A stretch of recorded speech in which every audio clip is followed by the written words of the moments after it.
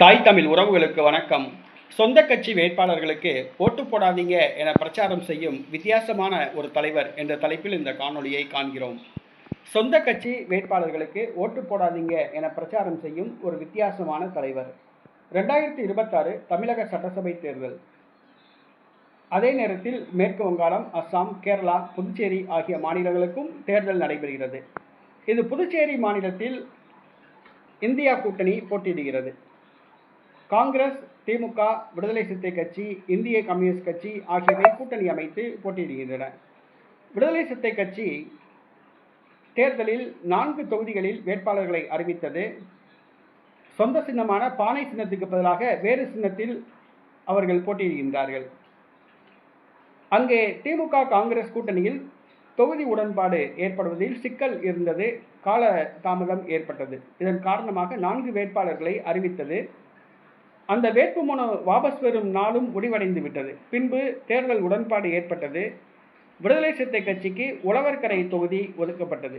ஆனால் 3 தொகுதிகளில் விடுதலை சிறுத்தை கட்சி வேட்பாளர்கள் நிற்கிறார்கள்.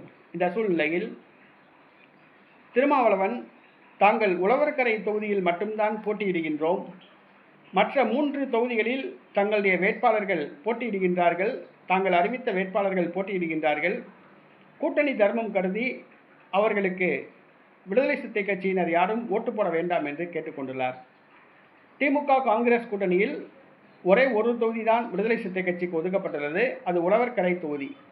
அந்த தொகுதியில் மட்டும் விடுதலை சிறுத்தை கட்சி வேட்பாளருக்கு வாக்களியுங்கள். மற்ற 3 தொகுதிகளில் போட்டியிடும் விடுதலை சிறுத்தை கட்சி வேட்பாளர்களுக்கு ஓட்டு போட வேண்டாம் என திருமாவளவன் கூறியுள்ளார்.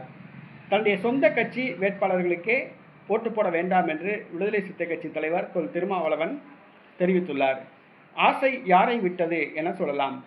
புதுச்சேரியில் 4 தொகுதிகளுக்கு ஆசைப்பட்டு வேட்பாளரை நிறுத்தினார். திருமாவளவனுக்கு அங்கே ஒரு தொகுதி கொடுப்பதே பெரிய விஷயம். அங்கே 4 தொகுதி கொடுத்துருக்காங்க. 4 தொகுதியில் வேட்பாளர் அறிவித்தாங்க. ஆனால் ஒரே ஒரு தொகுதி தான் கிடச்சி. ஆனால் 3 தொகுதிகளில் வேட்பாளர்கள் போட்டியிடுகின்றார்கள். கூடுதலாக அவர்களுக்கு ஓட்டு போடாதீங்க அப்படின்னு திருமாவளவன் பிரச்சாரம் பண்ணுறாப்புல. விடுதலை சிறுத்தை கட்சியை சார்ந்தவர்கள் திருமாவளவன் ஓட்டு போடாதீங்க அப்படின்னு சொல்கிற அந்த வேட்பாளர்களுக்கு ஓட்டு போடுறாங்களா இல்லையாங்கிறத பொறுத்திருந்து பார்ப்போம்.